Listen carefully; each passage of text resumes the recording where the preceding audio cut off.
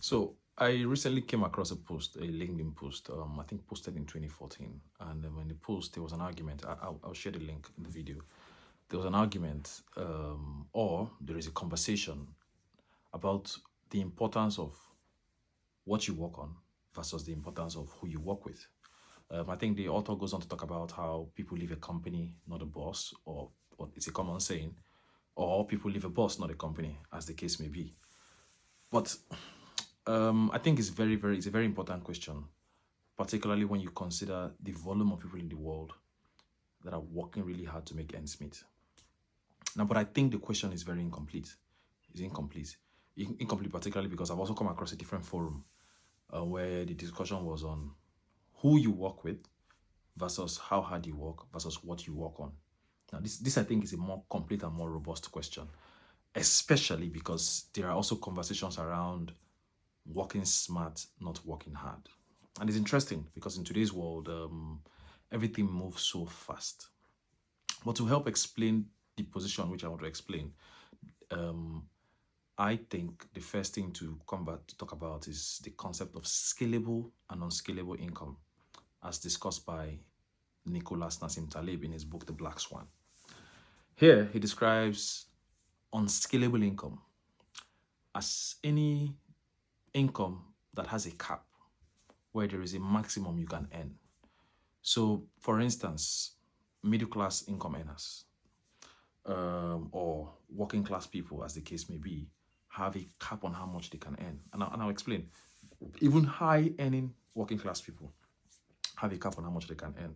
And for instance, a dentist, I think that's the example he uses in the book. He uses the example of a dentist who earns maybe, let's even call it £10,000 an hour, right? Just for the sake of this conversation. Let's even say it's £10,000 or £5,000 or whatever per hour. There are a limited number of work hours in a day, meaning that there's a cap on how much you can earn. If you're a pilot, for instance, you can only fly one plane at a time.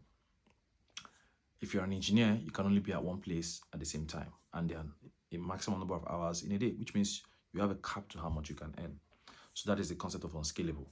Now, the same thing applies to menial jobs or blue-collar jobs, as the case may be. Now, when we go over to the side of scalable income refers to income where you put in single effort with the capacity to have an exponential reach. So instead of seeing one person at a time, like the dentist will see one patient at a time, someone who works in the realm of the scalable has the potential to reach 1 million people in a minute or in a second or in 5 minutes, as the case may be. So, and I'll give you an example with the entertainment industry or even software licensing or product manufacturing. So if you design a product and you sell 1 million units of that product, that is exponential, right? And 1 million people can buy that product at the same time. The dentist cannot see 1 million patients at the same time. So his income has a cap. Whereas on this realm of scalable, there is the potential to reach X number of people beyond your imagination. So you can see it in entertainment. When Beyonce releases a song, when Burna Boy releases a song, when Jay-Z releases a song, Taylor Swift releases a song, it reaches 1 million people, 2 million people, 3 million people in that instant that is released on social media platforms. This tells us that there will always be an imbalance between scalable and unscalable income. So if your goal, if your dream is to be, filthy rich, then you need to consider that there's scalable versus unscalable. Let's even look at automobile manufacturers, for instance. Toyota sells, on average, 8 million units of vehicles every year. This means, and I think it has been this way since 2015, if memory serves me right, at least 8 million units. Which means every year they have the capacity to sell 8 million units. But for technicians, for instance, who work in those companies, they can only earn per hour because they can only be in one place at the same time. So, productizing. Let me move to the next level. Now, the top part of the conversation is a conversation about how hard you work. Now, if you recall that the most important thing, now this is my position, and I'm sure the position of many other people, the most important thing is what you work on. Because when you compare to how hard you work, you can work for 20 hours on a blue collar job and you have a ceiling, and someone works 20 hours in designing a product or a software or an art form that will reach 20 million people. You cannot compare the return on time spent creating or on time spent working. So ultimately, what you work on is more important than how hard you work. But back to the origin of the conversation. The origin of the conversation was what you work on versus who you work with. Again, I still believe, and I'm confident, and I'm sure that there's research to back this up, that what you work on is more important than who you work with, because usually it is what you work on that gets you into a conversation with industry leaders in that field, with people who can open doors for you or who have insights that will help you hone your craft, as the case may be. Except of course you're lucky and then you have a mentor, or you got access to a mentor quite early, who then pointed you in the direction that that the future is going to be. I think it's only then that it is comparable what you work on and versus who you work with.